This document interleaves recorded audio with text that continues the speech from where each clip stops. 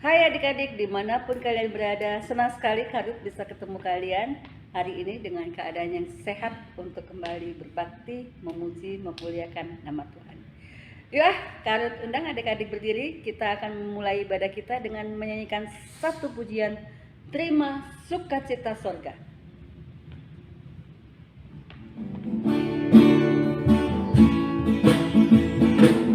Semangat ya nyanyinya.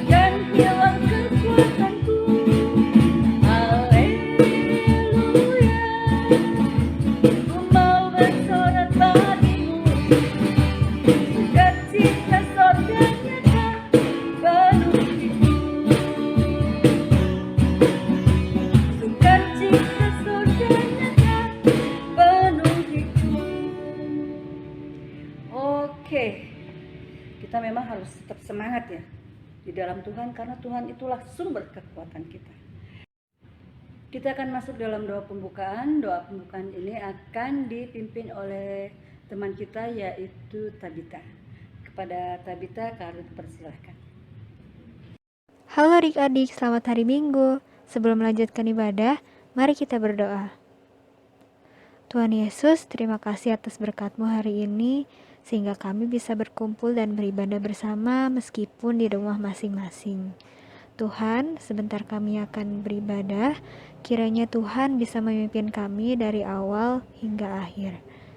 Terima kasih Tuhan Yesus, kami sudah berdoa. Haleluya, amin. Selamat beribadah. Ayat pembuka kita diambil dari Matius pasalnya yang ke-28, ayatnya yang ke-19 sampai ke-20. Matius 28 ayat 19 sampai 20 begini bunyinya. Karena itu pergilah, jadikanlah semua bangsa muridku dan baptiskanlah mereka dalam nama Bapa dan Anak dan Roh Kudus. Dan ajarlah mereka melakukan segala sesuatu yang telah kuperintahkan kepadamu. Dan ketahuilah, aku menyertai kamu senantiasa sampai pada kesudahannya. Tema kita hari ini adalah memberitakan kabar baik bersama dengan Tuhan Yesus. Nah, adik-adik, kalian tahu nggak arti Injil itu apa sih? Nah, kalau di Alkitab Injil itu ada 4. Siapa bisa nyebutin? Matius, Markus, Lukas, Yohanes. Nah, itu ada 4 Injil dalam Alkitab. Tapi maksud dari Injil sendiri itu apa? Nah, yang dimaksud dengan Injil itu adalah kabar sukacita. Jadi, keempat Injil itu menceritakan tentang kabar sukacita, yaitu tentang Tuhan Yesus yang lahir ke dalam dunia untuk menyelamatkan manusia, menebus manusia dari dosa-dosanya. Nah, itulah yang dimaksud dengan kabar baik atau Injil. Nah, sekarang udah ngerti ya. Nah, kalau gitu Karut mau ngajak kalian buat nyanyi satu lagu. Satu lagu ini menceritakan tentang anak Tuhan yang setelah mendengarkan kabar baik itu, dia ngajakin teman-temannya untuk datang ke gereja dan mendengarkan kabar baik yang sudah dia dengar sebelumnya, supaya orang-orang yang ada di sekitarnya atau teman-temannya juga ikut mendengarkan kabar baik itu. Nah, kita mau nyanyi Satu Anak Tuhan Pergi Sekolah Minggu. Nanti ditambah-tambah ya, Karut mau nantang kalian sampai berapa banyak kalian bisa bernyanyi sambil berhitung. Oke, yuk kita nyanyi sama-sama. Satu Anak Tuhan Pergi Sekolah Minggu. Nah, kalian dengerin ya, nanti Karut bilang angka berapa itu yang kita nyanyikan. Yuk, kita nyanyi sama-sama. Musik. Satu ya. Satu anak Tuhan pergi sekolah minggu. Satu anak Tuhan bawa teman pergi sekolah minggu. Dua anak Tuhan pergi sekolah minggu. Dua satu anak Tuhan bawa teman pergi sekolah minggu. Lima anak Tuhan pergi sekolah minggu. Lima empat tiga dua satu anak Tuhan bawa teman pergi sekolah minggu. 10 anak Tuhan pergi sekolah minggu. 10 9 8 7 6 5 4 3 2 1 anak Tuhan bawa teman pergi sekolah minggu. Apa? Lagi? Oke, 15 anak Tuhan pergi sekolah minggu. 15 14 13 12 11 10 9 8 7 6 5 4 3 2 1 anak Tuhan bawa teman pergi sekolah minggu. Lanjut. Boleh. 20 anak Tuhan pergi sekolah minggu. 20 19 18 17 16 15 14 13 12 11 10 9 8 7 6 5 4 3 2 1 anak Tuhan bawa teman pergi sekolah minggu. Ya, kalian boleh melanjutkan nanti setelah kebaktian. Memberitakan Injil itu adalah tugas untuk semua orang, seperti yang Tuhan Yesus katakan pada ayat pembukaan kita tadi. Nah, kita akan masuk dalam firman Tuhan, tapi sebelumnya kita akan angkat satu lagu, kita akan nyanyikan Lord, I Give You My Heart.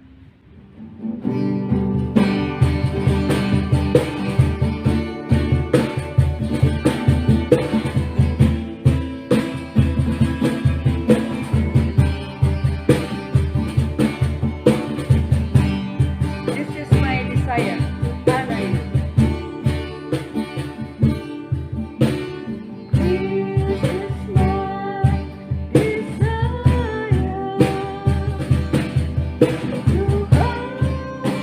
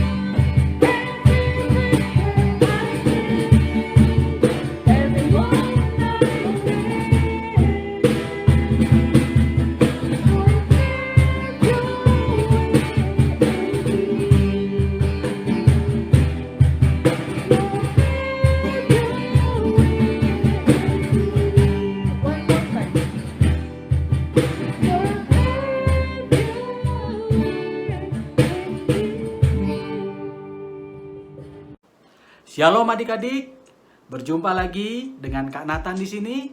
Kak Nathan akan menemani adik-adik untuk membaca dan mendengarkan firman Tuhan. Kak Nathan mau berbagi firman Tuhan dengan tema memberitakan kabar baik bersama dengan Tuhan. Tetapi sebelum kita membaca dan mendengarkan firman Tuhan, Kak Nathan ajak adik-adik untuk bersatu di dalam doa. Mari kita berdoa. Tuhan Yesus Kristus, Juru Selamat kami yang hidup, kami mau membaca dan mendengarkan firman-Mu.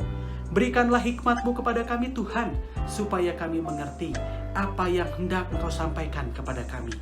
Inilah kami anak-anak-Mu Tuhan, kami siap menyambut kebenaran firman-Mu. Di dalam nama Tuhan Yesus Kristus, Juru Selamat kami yang hidup, kami berdoa. Amin. Mari adik-adik kita membuka Alkitab kita dari Matius 28 ayat 16 sampai 20. Kak Nathan baca untuk kita semua ya. Begini firman Tuhan tertulis. Dan ke-11 murid itu berangkat ke Galilea, ke bukit yang telah ditunjukkan Yesus kepada mereka. Ketika melihat dia, mereka menyembahnya, tetapi beberapa orang ragu-ragu. Yesus mendekati mereka dan berkata, "Kepadaku telah diberikan segala kuasa di sorga dan di bumi. Karena itu, pergilah, jadikanlah semua bangsa muridku dan baptislah mereka dalam nama Bapa dan Anak dan Roh Kudus. Dan ajarlah mereka melakukan segala sesuatu yang telah aku perintahkan kepadamu. Dan ketahuilah, aku menyertai kamu senantiasa sampai kepada akhir zaman." Demikian pembacaan Alkitab kita. Diberkatilah kita yang membaca firman Tuhan, merenungkannya, dan melakukannya di sepanjang kehidupan kita setiap hari. Haleluya. Adik-adik, hari ini kita akan merenungkan firman Tuhan dengan tema memberitakan kabar baik bersama Tuhan Yesus. Adik-adik, dulu Kak Nathan waktu masih SMP itu pergi sekolah selalu membawa kunci cadangan. Biasanya di rumah itu kosong karena papa mama selalu bekerja. Kadang-kadang mama suka pulang lebih dulu sebelum Kak Nathan sampai di rumah. Tetapi pada satu hari mama pulang ke rumah siang hari, tetapi kemudian melanjutkan pekerjaannya lagi di luar. Nah, pada saat itu mama menitipkan pesan. Mama menuliskan pesan di atas secari kertas dan disimpan di meja makan. Waktu Kak Nathan pulang ke sekolah, membuka pintu rumah pakai kunci yang Kak Nathan pegang, lalu Kak Nathan lihat di meja makan ada pesan dari mama. Isi pesannya begini, "Nak, mama udah masak, jangan lupa makan siang, makanannya dihabiskan. Ingat, pintunya dikunci. Kalau ada orang asing, jangan dibuka. Tunggu mama aja. Ingat, jangan bermain api, jangan bermain kompor. Hati-hati di rumah, tunggu sampai mama pulang." Itu pesannya. Adik-adik di rumah pernah nggak menerima pesan dari papa dan mama? Kak Nathan yakin mungkin adik-adik pernah menerima pesan itu. Kalau zamannya Kak Nathan, pesannya ditulis pakai notes di secari kertas, disimpan di meja makan atau ditempelkan di kulkas. Kalau zaman sekarang, mama papa tinggal kirim pesan chatting aja lewat WhatsApp atau lewat Line. "Nak, hati-hati ya pulangnya, sampai rumah jangan lupa makanannya dimakan." Kalau dulu zaman Kak Nathan harus pakai notes. Tapi mau pakai notes atau pakai chattingan, pasti kita pernah mengalami yang namanya dititipkan pesan oleh orang tua kita. Di dalam Alkitab, kita juga menjumpai Tuhan Yesus ini menitipkan pesan pada murid-muridnya. Seperti yang kita tahu ya adik-adik, Tuhan Yesus itu sudah bangkit dari kematian. Sebelum Tuhan Yesus terangkat ke sorga, Tuhan Yesus menitipkan pesan kepada murid-muridnya. Apa sih isi pesannya? Isi pesannya itu ada dua. kalau kita membaca Matius 28 ayat 16 sampai 20. Pesan Tuhan Yesus yang pertama adalah jadikanlah semua bangsa muridku. Apa sih maksud dari pesan Tuhan Yesus ini? Jadikanlah semua bangsa muridku. Nah, untuk memahaminya, Kanatan akan pakai contoh sekolahan, kehidupan sekolahan. Adik-adik kalau sekolah pasti ketemu Bapak Ibu Guru. Nah, apa sih perannya Bapak Ibu Guru itu? Bapak Ibu Guru berperan sebagai pengajar, memberikan ilmu pengetahuan kepada kita supaya ilmu pengetahuan itu menjadi bekal bagi kita untuk menjalankan kehidupan kita di masa yang akan datang. Bapak Ibu Guru mengajarkan ilmu pengetahuan ini kepada siapa? Kepada kita sebagai murid-muridnya. Nah, jadi murid-murid adalah orang yang berperan untuk menerima ilmu pengetahuan dari Bapak Ibu Guru. Murid-murid memperoleh pelajaran supaya dia memperoleh pengetahuan yang luas, pemahaman yang benar tentang segala sesuatu. Supaya ketika dia beranjak dewasa nanti, dia bisa menjalankan kehidupannya sesuai dengan pengetahuan yang dia dapat di bangku pendidikan.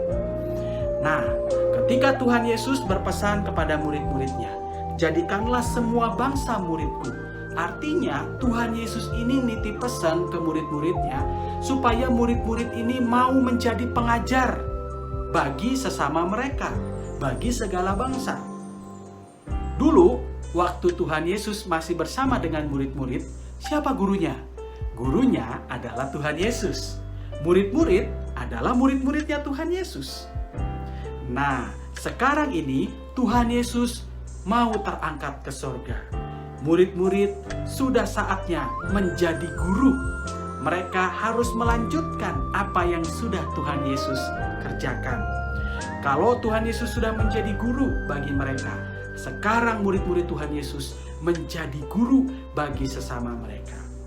Nah, jadi Tuhan Yesus ini menitipkan pesan, hai murid-muridku, jadilah guru bagi sesamamu. Ajarkanlah kebenaran kepada semua orang, segala bangsa. Apa sih artinya mengajarkan kebenaran itu? Murid-murid Tuhan Yesus tentu mengetahui apa yang sudah Tuhan Yesus ajarkan kepada mereka. Misalnya saja ajaran tentang kasih, ajaran tentang pengampunan, ajaran tentang pertobatan. Semua ajaran yang mereka dengarkan dari Tuhan Yesus, ajaran-ajaran inilah yang mesti disampaikan oleh murid-murid Tuhan Yesus ke seluruh dunia, kepada siapa saja.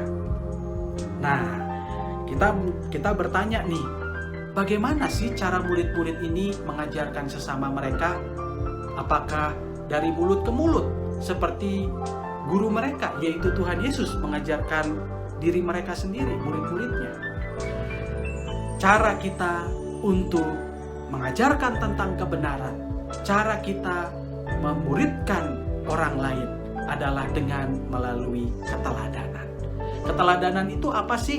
Keteladanan itu adalah contoh nyata apa yang bisa kita tampilkan dalam kehidupan kita sehari-hari di depan orang lain. Contohnya, kalau kita mau mengajarkan orang lain tentang pengampunan, kita sendiri mempraktikkan tentang pengampunan. Kalau kita ingin mengajarkan orang lain tentang kasih, kita sendiri mempraktikkan tentang kasih itu. Nah, inilah yang bisa kita lakukan di dalam kehidupan kita sebagai anak-anak Tuhan. Kita dipanggil juga untuk menjadi pengajar bagi sesama kita. Kita dipanggil untuk menjadikan segala bangsa murid-murid Tuhan Yesus. Bagaimana contohnya di dalam keseharian kita? Contohnya begini. Kita tahu bahwa orang tua adalah sosok yang dipercaya oleh Tuhan untuk membimbing kita, mengarahkan kita kepada jalan yang benar, menjadi anak-anak yang takut akan Tuhan. Ketika orang tua menasihati kita, sebagai anak-anak muda, kita mendengarkan orang tua kita. Ada nih anak-anak muda yang melawan orang tuanya. Apa sih mama, apa sih papa? Mama papa gak ngerti sama aku. Sebagai anak muda, kita mesti menjadi pendengar yang baik. Setelah kita cukup mendengarkan nasihat orang tua, barulah giliran kita memberikan pendapat kepada orang tua kita. Mama, papa, terima kasih sudah menasihati aku. Mama, papa mau nggak sekarang dengerin apa kata hati aku? Nah, seringkali yang terjadi adalah belum selesai mama, papa menasihati, anak udah keburu pengen membela diri, keburu pengen ngomong, akhirnya adu mulut, adu ngomong, tidak selesai, dan persoalan menjadi semakin besar. Ya, kalau kita adalah anak Tuhan yang baik, kita mau mengajarkan orang lain tentang bagaimana kita berada di hadapan orang tua, maka kita perlu mencontohnya terlebih dahulu melalui kehidupan kita. Jadi kalau ada orang tua yang berbicara, memberikan nasihat, kita menjadi pendengar yang baik. Bukankah itu juga tertulis di dalam firman Tuhan, di dalam 1 Petrus 5 ayat 5? Demikian jugalah kamu, hai orang-orang muda, tunduklah kepada orang-orang yang tua, dan kamu semua rendahkanlah dirimu seorang terhadap yang lain. Sebab Allah menentang orang yang congkak, tetapi mengasihi orang yang rendah hati. Jadi ketika kita dinasihati oleh orang-orang tua, oleh orang dewasa, mari kita memposisikan diri kita sebagai pendengar yang baik. Setelah nasihat itu selesai, barulah kita bisa menyatakan diri kita. Saya juga mau berpendapat, saya juga mau mengungkapkan isi hati saya. Sehingga terjadilah pertukaran pendapat yang sehat di antara anak muda dan orang tua. Dan kalau kita bisa menunjukkan sikap seperti itu, orang lain seluruh dunia akan melihat kita dan menyaksikan, oh ternyata begini ya anak Tuhan kalau dinasihati oleh orang tua, mendengarkan dengan baik, menunggu gilirannya untuk menyampaikan isi hatinya. Wah, luar biasa orang Kristen ini. Kita bisa menjadi pengajar yang baik lewat contoh kehidupan kita sehari-hari, lewat keteladanan hidup kita sehari-hari. Pesan firman Tuhan yang kedua kepada kita, adik-adik, adalah baptislah mereka dalam nama Bapa dan Anak dan Roh Kudus. Apa sih artinya membaptiskan sesama dalam nama Bapa, Anak, dan Roh Kudus ini? Adik-adik pernah datang ke gereja nggak? Melihat ada seseorang yang dibaptiskan. Apa sih yang adik-adik lihat di gereja? Di dalam kebaktian, adik-adik ngelihat ada seseorang yang pergi ke depan, kemudian dibasahi oleh pendeta, diperciki dia dengan air. Lalu pendeta mengatakan, aku membaptis kamu di dalam nama Bapa, Anak, dan Roh Kudus. Di dalam ajaran gereja, baptisan adalah tanda pertobatan. Baptisan adalah tanda berubahnya seseorang dari kehidupan lamanya menjadi kehidupan yang baru. Dari masa lalunya yang buruk, berubah menjadi seseorang yang berkomitmen untuk menjalankan kehidupan yang benar, sesuai dengan firman Tuhan. Nah, jadi pesan Tuhan Yesus tentang baptislah semua orang dalam nama Bapa, Anak, dan Roh Kudus ini apa artinya? Artinya Tuhan Yesus berpesan kepada kita, tuntunlah semua orang supaya mereka bertobat dari jalan hidup mereka yang tidak benar menjadi benar. Dari hidup mereka yang melakukan kejahatan menjadi hidup yang melakukan kebenaran. Nah, jadi pesan Tuhan Yesus yang kedua ini adalah kita sebagai anak-anak Tuhan itu dipanggil juga untuk menjadi penuntun bagi sesama kita kalau mereka melakukan kesalahan. Kita ngingetin mereka, hei, tahu nggak apa yang kamu lakukan itu bertentangan dengan firman Tuhan, jangan lakukan lagi. Nah, itu maksudnya yang disebut dengan baptiskanlah mereka di dalam nama Bapa, Anak, dan Roh Kudus. Supaya apa? Supaya ketika mereka bertobat, mereka tidak lagi mengulangi kesalahan mereka, mereka bisa berjumpa dengan Tuhan, mereka bisa merasakan kasih Tuhan. Tuhan itu luar biasa di dalam kehidupan mereka. Adik-adik, bagaimana contohnya di dalam keseharian kita melakukan pesan Tuhan yang kedua ini? Contohnya begini, kita tentu sehari-hari sangat akrab dengan media sosial. Ada yang aktif di Instagram, ada yang aktif di Twitter, ada juga mungkin yang aktif di YouTube. Nah, seringkali kita membaca komen-komen. Kalau di YouTube ada komentar-komentar di situ. Kalau di Facebook ada komentar-komentar di situ. Instagram, Twitter juga ada komentar-komentar. Biasanya di situ kita sering menjumpai teman-teman kita juga mengomentari konten-konten tertentu. Di Instagram misalnya mengomentari foto, di YouTube misalnya mengomentari video-video. Nah, biasanya kita menjumpai ada orang-orang Kristen yang berkomentar, tetapi komentarnya itu negatif. Isinya itu mendiskreditkan, isinya itu menjatuhkan sesama. Belum lagi isinya itu bisa menggunakan kata-kata yang tidak pantas, kata-kata yang merendahkan martabat manusia. Wah, sungguh luar biasa. Hal seperti ini tentu sangat bertentangan dengan firman Tuhan. Tuhan Yesus kan mengatakan, lidah kita diberikan oleh Tuhan untuk memuliakan Tuhan, untuk memberkati sesama. Tetapi kalau lidah kita malah mengutuki orang lain, ya, mencaci maki orang lain, mengeluarkan kata-kata yang tidak pantas, tentu ini tidak sesuai dengan maksud penciptaan itu. Jadi ketika kita melihat ada teman kita, misalnya di media sosial, dia mengetik, ya, lalu ada keluar kata-kata yang tidak pantas atau komentar-komentar negatif, kita langsung memberikan chat pribadi, ya, mengingatkan dia, hei, kamu tahu nggak, apa yang kamu bikin itu salah, apa yang kamu lakukan itu bertentangan dengan firman Tuhan. Tuhan nggak pernah ngajarkan kita untuk berkata-kata kotor. Kalau misalnya kita nggak berani, kita bisa ngomong ke kakak sekolah minggu kita. Kak, kemarin saya baca nih chat, ada teman saya kak, orang Kristen, dia ngomongnya nggak pantas di media sosial, gimana ya kak cara ngingetinnya? Nah, mungkin kakak sekolah minggu ini bisa membantu kita juga untuk mengingatkan, meluruskan teman kita itu. Inilah panggilan Tuhan kepada kita sebagai pengikut Tuhan Yesus. Kalau kita melihat sesama kita yang bengkok jalannya, luruskanlah dia supaya dia bertobat dan melakukan kebenaran di dalam kehidupannya. Adik-adik yang Tuhan Yesus kasihi, inilah dua pesan firman Tuhan yang mesti kita lakukan di dalam kehidupan kita sebagai pengikut Tuhan Yesus. Yang pertama, kita mesti menjadi pengajar bagi sesama kita melalui keteladanan, memberikan contoh hidup yang benar supaya orang lain memuliakan Tuhan. Lalu yang kedua, kita menuntun teman kita kalau mereka melakukan kesalahan, kalau mereka melanggar kebenaran firman Tuhan, kita mengingatkan mereka. Adik-adik yang Tuhan Yesus kasihi, percayalah bahwa Tuhan Yesus selalu menyertai kita dan membimbing kita. Tuhan Yesus sendiri berkata, "Dan ketahuilah, Aku menyertai kamu senantiasa sampai kepada akhir zaman." Tuhan Yesus selalu menyertai kita. Kalau kita mau melakukan kebaikan, dua pesan firman Tuhan ini, ya, Tuhan Yesus selalu menolong kita dan memastikan kita bisa melakukan firman Tuhan ini. Oleh karena itu, percayalah terus kepada Tuhan dan penyertaannya. Dia tidak pernah meninggalkan kita.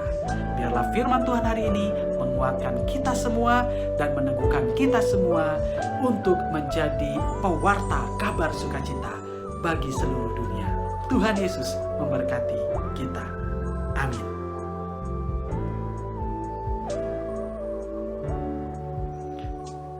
Adik-adik, mari kita bersatu di dalam doa.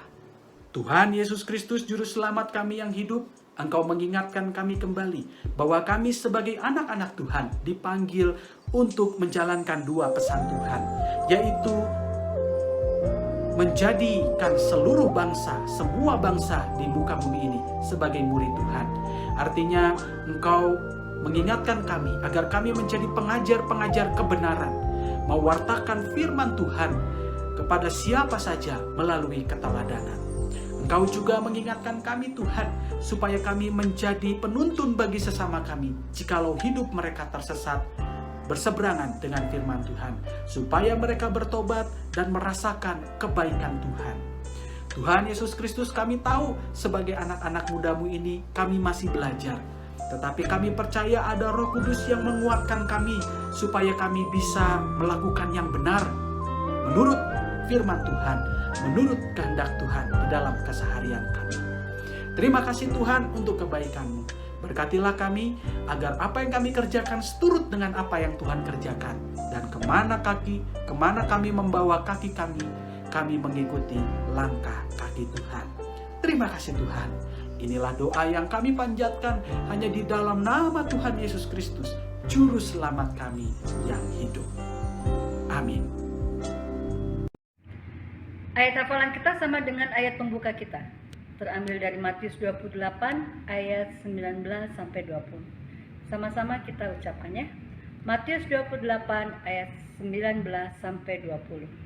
Karena itu pergilah, jadikanlah semua bangsa muridku dan baptiskanlah mereka dalam nama Bapa dan Anak dan Roh Kudus, dan ajarlah mereka melakukan segala sesuatu yang telah kuperintahkan kepadamu, dan ketahuilah aku menyertai kamu senantiasa sampai kepada akhir zaman. Adik-adik yang kakak kasih, mari kita masuk dalam doa syafaat. Mari kita berdoa. Tuhan Yesus yang baik, terima kasih untuk berkat-Mu sepanjang minggu ini.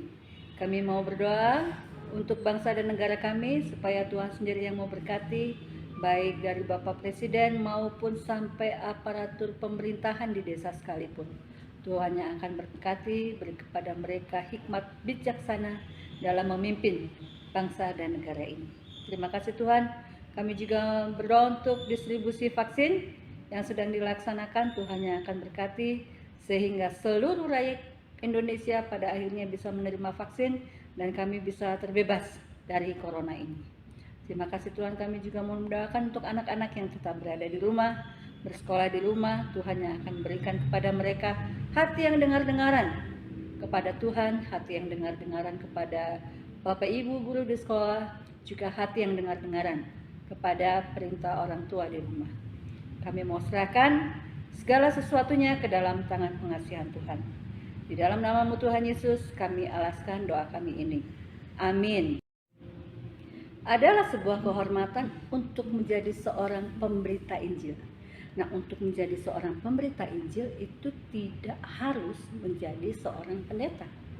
Kalian, saya, dan kamu bisa menjadi seorang pemberita Injil ketika kita sudah melaksanakan apa yang Tuhan ingin kita laksanakan dalam kehidupan kita sehari-hari.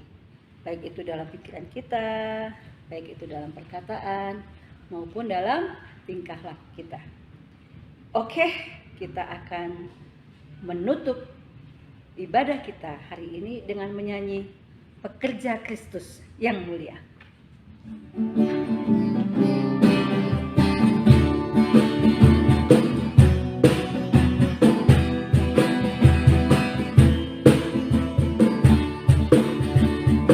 Kemenangan setia hari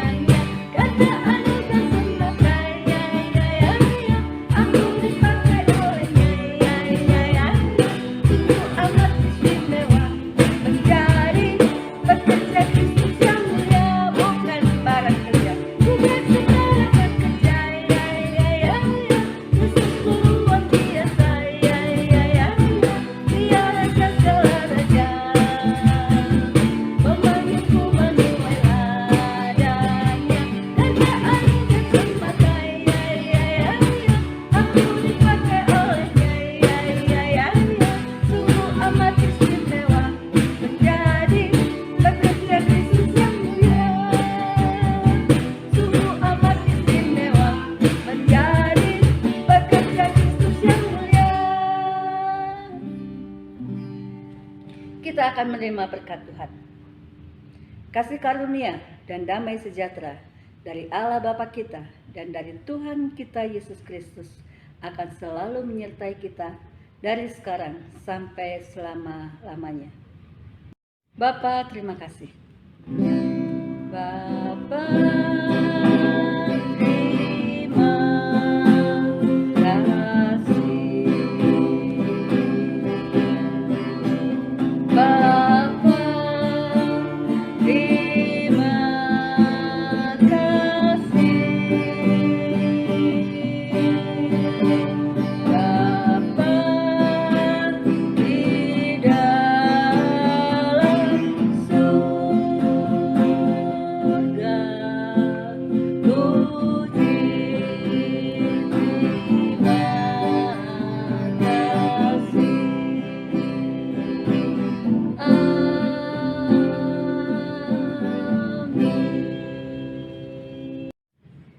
Ibadah kita sudah selesai. Kakak cuma pesan sama adik-adik supaya tetap jaga kesehatan.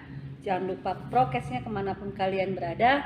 Dan kita ketemu lagi minggu depan. Tuhan Yesus memberkati. Bye.